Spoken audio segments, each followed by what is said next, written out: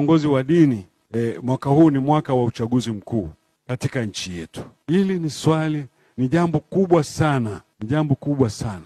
Na ndio maana tunahitaji kama viongozi wa dini kwanza kuliombea sana maandalizi yote ya uchaguzi mkuu, na hata itakapofikia wakati wa Oktoba kutekeleza, kuombea sana ili uweze kufanyika uchaguzi wa amani, uchaguzi utakaozingatia uhuru wa wananchi wa kuwachagua viongozi wanaowataka.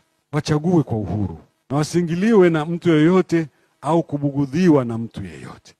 Huu ndio umekuwa wito wetu viongozi wa dini. Tuendelee kufanya hilo. Tuone kwamba uchaguzi utakaofanyika utakuwa wa haki.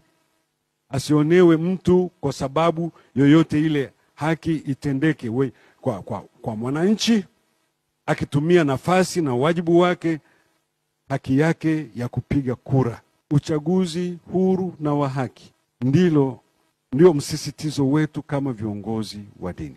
Tunaona hapo katika miaka iliyotangulia na hasa kipekee katika chaguzi hizi kama chaguzi 3 zilizopita, 2019, 20 na huu wa serikali za mitaa 2024.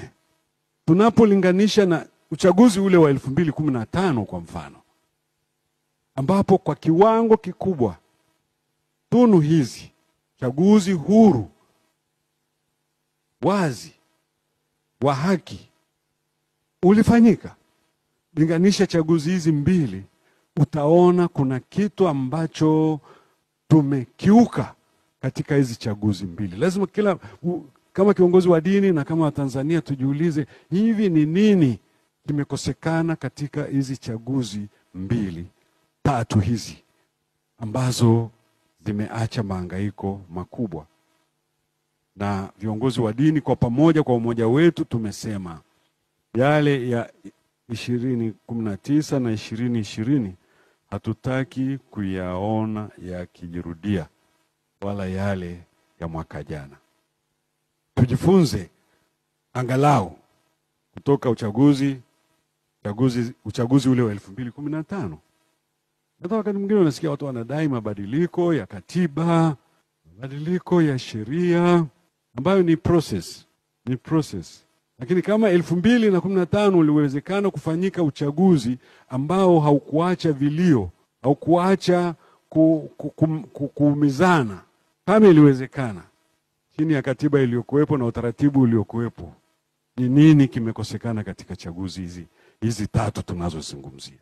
Nafikiri tukijikita hapo tutapata maneno ya kushauri.